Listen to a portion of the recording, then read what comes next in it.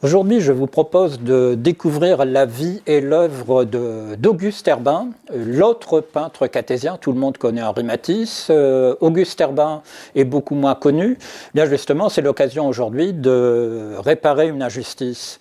Qui était Auguste Herbin? Il est né un samedi, le 29 avril 1882, non pas au Cateau, mais à Kiévy, un village à une dizaine de kilomètres d'ici. Ses parents étaient tisseurs à domicile, donc il est issu d'un milieu modeste. Mais en fait, il est presque cartésien, puisque dès 1883, donc à l'âge d'1 an, le petit Auguste Herbin déménage, il s'installe avec ses parents au Cateau, plus précisément au 42 rue Auguste Sédou, une petite maison ouvrière qui a disparu aujourd'hui, il y a une quinzaine d'années, pour laisser la place à une batterie de garage. Son père travaille à l'usine Moguet, c'était une filature, un peignage de laine, qui se trouvait au carrefour entre le boulevard Paturle et la rue Charles-Sédou. En 1893, bon élève, Auguste Herbin obtient son certificat d'études, il a 11 ans. Il devient tout de suite employé aux écritures chez Maître Hautecoeur, un huissier de justice installé au Cateau. Parallèlement, il suit les cours de dessin de messieurs l'évêque Nic Bouterlic et Cambrai à l'école de dessin industrielle du Cateau. Je précise bien puisque c'était une école qui était destinée à former les ouvriers, puisque les deux des principales activités industrielles du Cateau, le textile et la céramique, demandaient un minimum de connaissances de dessin de la part de leurs ouvriers ou de leurs techniciens. Il obtient, là aussi, il doit être doué pour le dessin, puisqu'à l'âge de 15 ans, en 1897, il obtient la médaille d'or de la ville pour les résultats à l'école de dessin. En 1899, il part à Lille où il devient étudiant à l'école des Beaux-Arts. Il est élève d'un professeur dénommé Pharaon de Winter, un peintre flamand, un peintre académique. Malheureusement, pour ce peintre, Auguste Herbin se passionne pour l'impressionnisme, donc la dernière mode en peinture à cette époque-là. L'impressionnisme, c'était l'école de peinture très, très en vogue à la fin du XIXe siècle, ce qui provoque quelques tensions avec Pharaon de Winter. Dans le même temps, puisqu'il faut bien gagner sa vie, Auguste Herbin travaille à la rédaction du journal Le Réveil du Nord, un journal fondé par Jules Guesde, donc un journal socialiste. En 1901, il obtient une bourse d'études de 300 francs de la part de la ville du Cateau. À ce moment-là, il décide de quitter Pharaon de Winter et de continuer son travail aux Beaux-Arts. Il s'intéresse évidemment toujours plus aux impressionnistes. Il va partir à Paris où il va s'installer dans le quartier de Montparnasse, donc dans le sud-ouest de Paris. En 1902, il arrive à vendre ses premiers tableaux. Et dans le même temps, il admire Van Gogh et Cézanne, Cézanne surtout, qui est son maître, nous en reparlerons. Et en 1904, il vend son premier tableau à un collectionneur allemand, un dénommé Oudeux. Et voilà qu'il va évoluer vers le fauvisme en 1905. D'ailleurs, tout comme Matisse, le fauvisme est devenu, au début du XXe siècle, la nouvelle mode picturale. En 1906, il voyage en France, en Belgique. Il expose 8 tableaux au Salon des Indépendants. Donc, il commence à se faire connaître dans les milieux de l'art parisien. De 1907 à 1914, il participe à de nombreuses expositions. Cette fois, il s'intéresse au cubisme. Il s'installe au bateau Lavoir. Alors là, il va changer de quartier. Il va s'installer donc dans le nord de Paris, sur la butte Montmartre. Le bateau Lavoir, c'est un bâtiment industriel qui avait été quasi abandonné aux artistes. Et pour reprendre la formule de Charles Vildrac, c'était un abri miraculeux pour artistes dans la misère. En clair, c'était un bidonville dans lequel les peintres s'entassaient. C'est là que Herbin va rencontrer Picasso, Reverdy, un poète, Max Jacob, un autre poète. Son père meurt en 1910, ce qui donne à Herbin l'occasion de revenir au Cateau.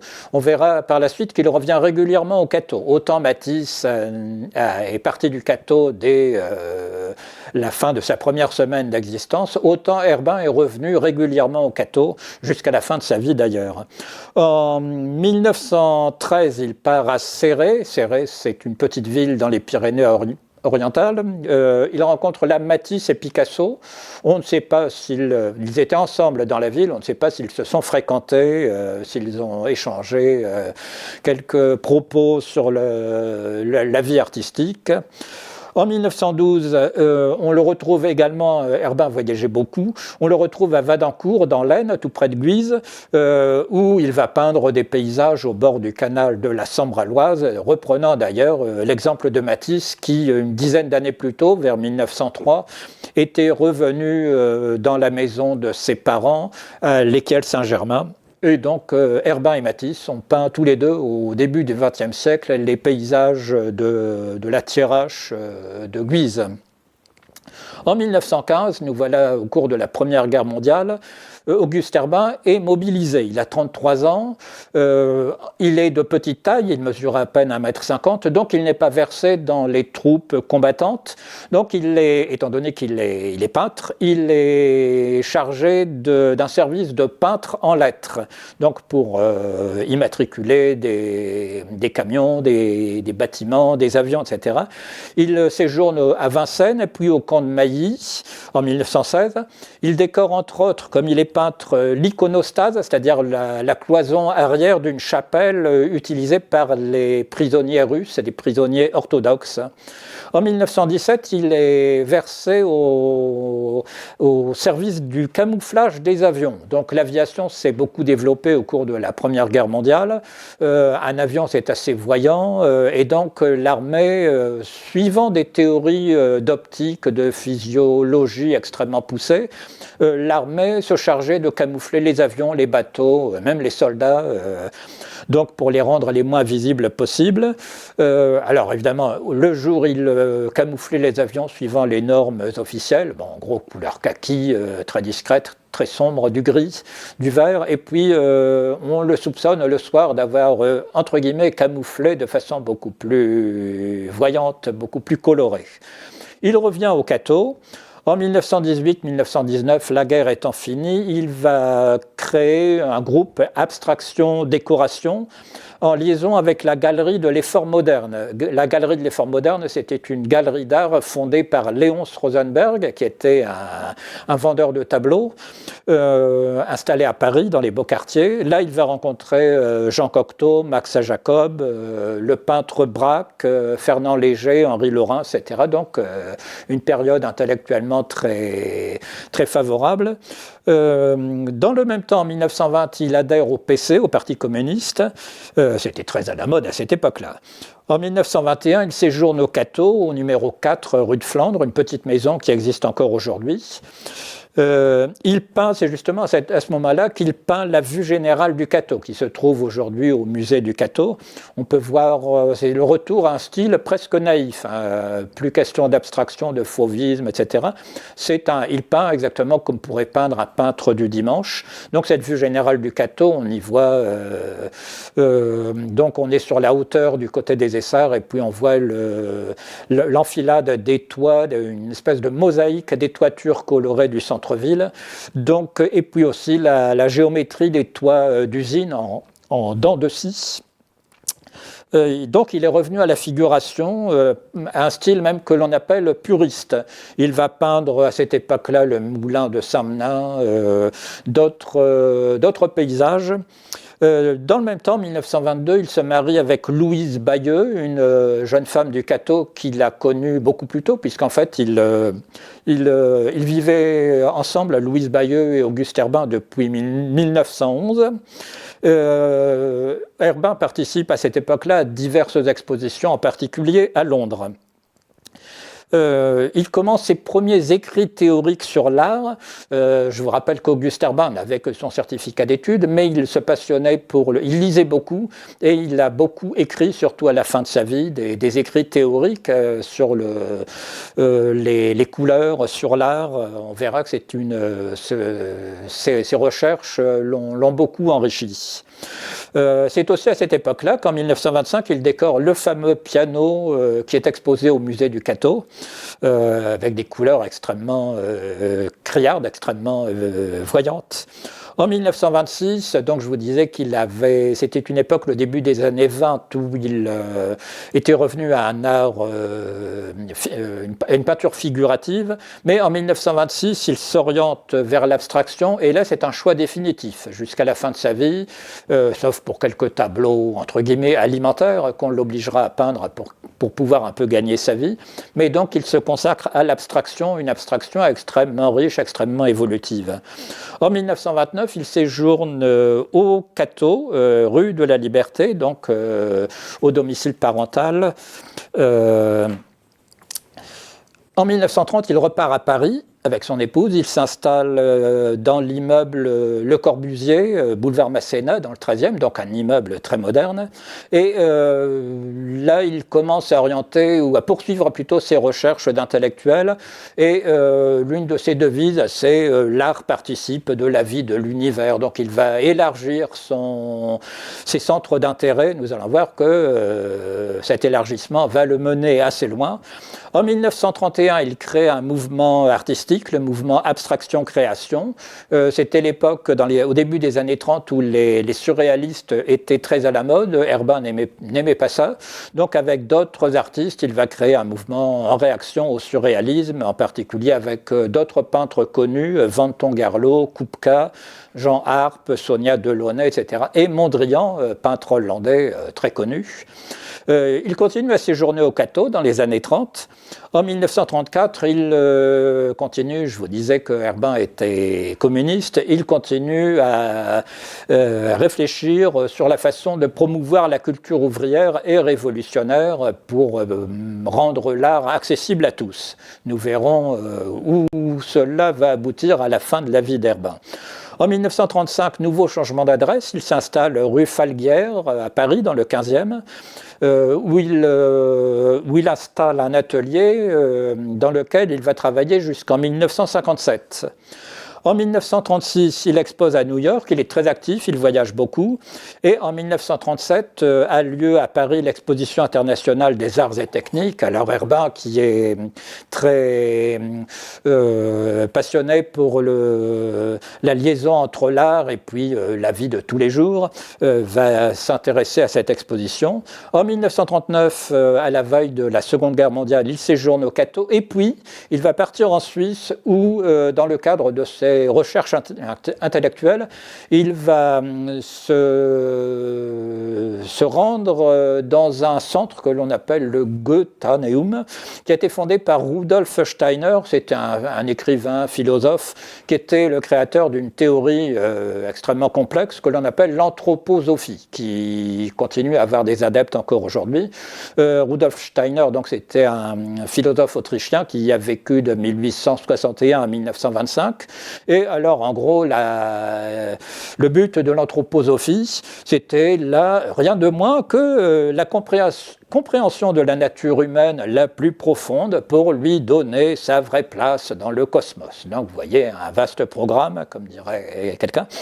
Bref, il s'agit d'établir le rapport du tout, avec un grand T, le rapport du tout avec l'esprit, avec un grand E, bien entendu. Bref, il s'agit de développer l'harmonie, l'intelligence. Alors, Auguste Herbin va s'intéresser à l'hindouisme. Il va lire le Mahabharata, qui est une suite de récits extrêmement longs d'origine indienne, qui racontent en quelque sorte une mythologie, la création du monde vue par la sagesse indienne. En 1942, il va mettre au point le fameux alphabet plastique d'Herbin, dont on parle régulièrement au musée. Et en 1900, j'y reviendrai dans quelques minutes, en 1946, il participe au Salon des réalités nouvelles. Herbin est bien sûr président. Herbin ne s'accrochait pas aux écoles artistiques, il les a toutes traversées, mais il les a toutes dépassées. Et il a fait partie de plusieurs groupes d'artistes, mais il s'en détachait là aussi très vite. Toujours est-il que dans ce salon des réalités nouvelles, il va rencontrer deux artistes régionaux, Félix Delmarle et Jean Dewanne. Il va faire ses premières expositions à la galerie Denise René à Paris. Et il va rédiger un livre théorique qui s'appelle L'art non figuratif et non objectif, dans lequel il résume toutes ses recherches sur les théories de la couleur. Alors, pour revenir rapidement sur l'alphabet plastique, il s'agit d'associer, c'est Herbin qui se méfiait beaucoup de l'imagination, cherchait une sorte de grille, de règlement à sa peinture, et donc il décide de façon tout à fait arbitraire d'associer chaque lettre à une couleur, à un son, une note de musique et une forme géométrique. À partir de là, jusqu'à la fin de sa vie, il va choisir pour chacun de ses tableaux un nom, un mot, ça peut être Pâques, Napoléon, matin, etc., des dizaines de mots qu'il choisit, et il réalise un tableau en fonction de son alphabet plastique. Nous pourrons l'illustrer généreusement. En 1949, il rend sa carte du Parti communiste. Il continue ses recherches théoriques sur la couleur. Malheureusement pour lui, en 1951, il commence quand même à être un peu âgé. Il est victime d'une attaque d'hémiplégie. Évidemment, comme il est droitier, eh bien, c'est le côté droit de son corps qui est frappé, donc il va devoir apprendre à peindre de la main gauche. Visiblement, ça lui réussira assez bien, puisque les tableaux de la fin de sa vie, c'est-à-dire toute la décennie des années 50, il peint donc de la main gauche, et les tableaux qu'il a produits à cette époque-là sont tout à fait aussi sûrs que ceux des périodes précédentes. En 1954, il expose à Paris et à Liège, en Belgique, et venant au Cateau, en 1956, il découvre le musée que Matisse a créé à l'Hôtel de Ville en 1952, et Herbin décide, tout comme Matisse, de faire une donation à la ville du Cateau. Il va donc donner 24 œuvres, essentiellement des objets monumentaux, des sortes de totems, en bois ou en ciment, qui se trouvent encore au musée du Cateau, et puis bien sûr des œuvres colorées issues des tableaux issus de son alphabet plastique. En 1958, il finance le vitrail et la mosaïque qui se trouvent encore aujourd'hui à l'école qui porte son nom, sur la place du théâtre. Nous en reparlerons car c'est un petit mystère cartésien. En 1959, Louise Bayeux, son épouse, décède. Geneviève Claes, qui est sa petite nièce, devient son assistante par la même occasion. Donc c'était une jeune fille étudiante aux Beaux-Arts. Elle se passionnait pour la peinture abstraite et puis elle découvre par hasard qu'elle est la petite nièce d'un grand peintre, ça peut servir. Et enfin, en 1959, a lieu une exposition hommage à Turin, en Italie. Le 31 janvier 1960, un dimanche, Herbin meurt à Paris à 78 ans. Son dernier tableau qui reste inachevé s'appelait, son titre, c'était le mot fin, FIN, comme si une sorte de prémonition avait interpellé Herbin, mais en fait non, c'était un mot qu'il avait choisi au hasard suite à la projection d'un film de Charlie Chaplin, puisque contrairement à ce qu'on pourrait croire, Auguste Herbin, qui était quand même très âgé, 78 ans en 1960, c'était un grand âge, Auguste Herbin restait tourné vers l'avenir, il avait plein de projets.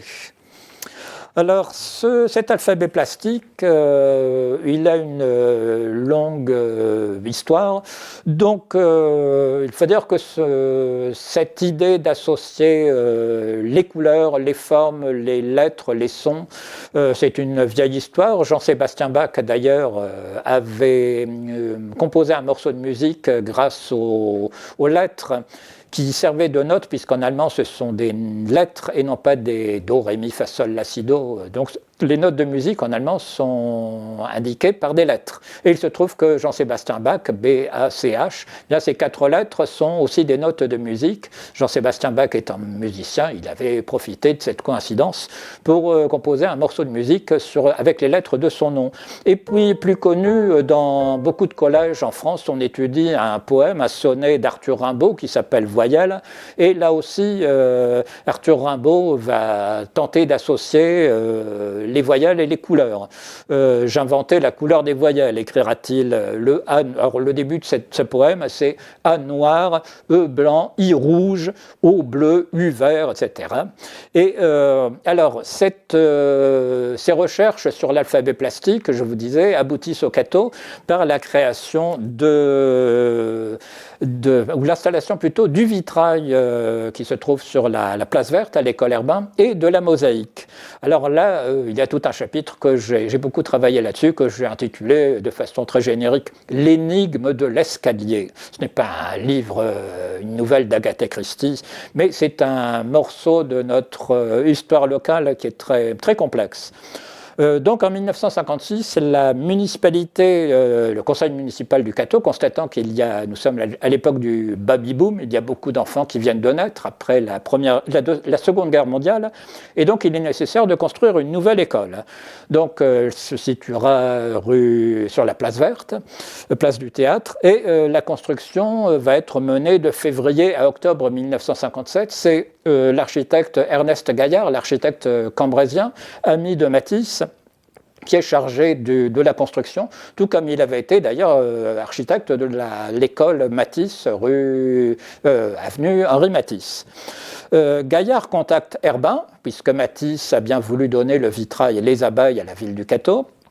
Depuis 1951, il y a une loi qui oblige les collectivités locales à consacrer 1% du budget de la construction de tout bâtiment public, donc une école, une salle des fêtes, etc. Donc 1% du budget doit être consacré à l'achat d'une œuvre d'art. Donc Gaillard contacte Herbin.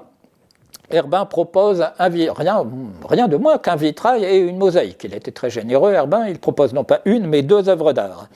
Alors, ce vitrail, ce sera le titre du vitrail, c'est Joie, donc il est inspiré par les 4 lettres du mot joie.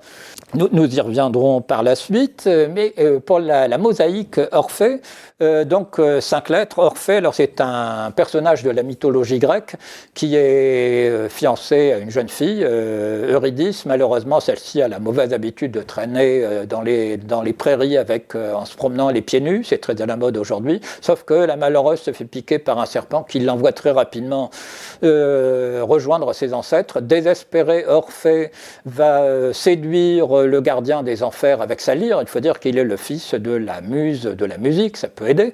Donc il a l'autorisation exceptionnelle et non renouvelable d'aller aux enfers récupérer sa fiancée. Donc, mais à une condition expresse, sur le chemin du retour, il ne devra pas se retourner tant qu'il ne sera pas ressorti des enfers avec Eurydice. Donc tout se passe bien, Orphée arrive à rentrer aux enfers, il ressort et il entend derrière lui Eurydice qui marche, et puis à un moment il n'entend plus de pas, le réflexe bête, il se retourne, mince, trop tard, le charme est rompu, le contrat est cassé, et voilà Eurydice perdue définitivement.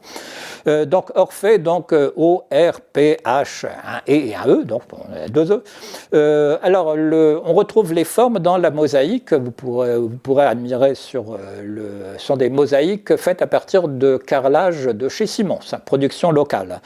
Donc le O, c'est la couleur verte, ce sont des demi-cercles. Le R, bleu clair, toujours des demi-cercles. P, vert clair, toujours des demi-cercles. Et le H, la couleur orangée, là ce sont des triangles, ou un triangle. Et le E ou le E, la couleur rouge, et des cercles. Voilà donc une application de l'alphabet plastique d'Herbin. Alors pour le vitrail Joie, c'est la même chose. Alors ce vitrail, on le voit très mal quand on est place verte, puisque je vais finir cette histoire très mystérieuse de l'énigme de l'escalier. Mais pour le vitrail Joie, on peut le voir très bien quand on va au musée, à l'extrémité des salles Herbin. Il y a les gradins, et là on peut voir dans toute sa majesté le vitrail. Alors Joie, donc J-O-I-E.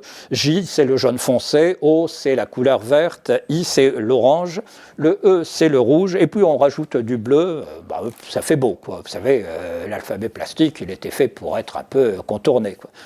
Je reviens à cette énigme de l'escalier parce que je n'ai fait que commencer l'histoire de ces bâtiments. Herbin propose donc un vitrail et une mosaïque. On est en mai 1958. À ce moment-là, l'architecte Gaillard propose à Herbin un espace de 5,50 m de haut. Bon, moi, je suis spécialiste de l'architecture scolaire. Honnêtement, si on me proposait dans un établissement scolaire une pièce, un espace de 5,50 m de haut, je me dis, c'est bizarre, c'est quand même une hauteur assez inhabituelle.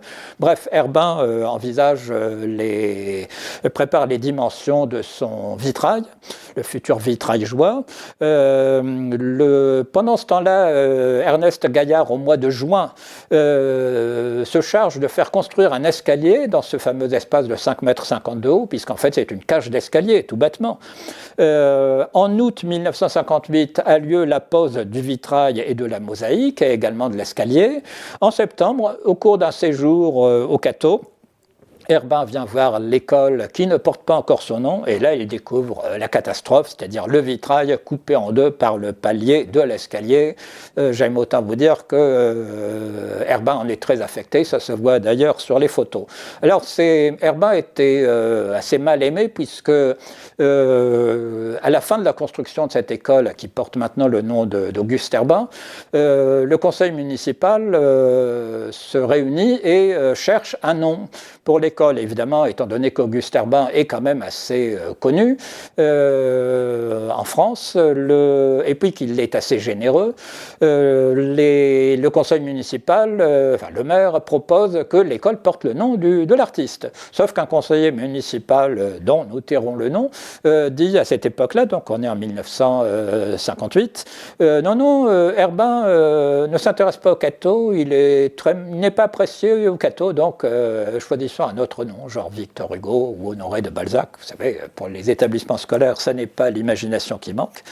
Et donc, l'école, finalement, cette école sera quand même baptisée Auguste Herbin, mais c'est le début, malheureusement, d'une espèce de purgatoire. Herbin n'est pas connu dans sa ville. Il faut dire qu'il était le maître de ce que l'on appelle l'abstraction géométrique, donc une école de peinture extrêmement assez difficile à comprendre,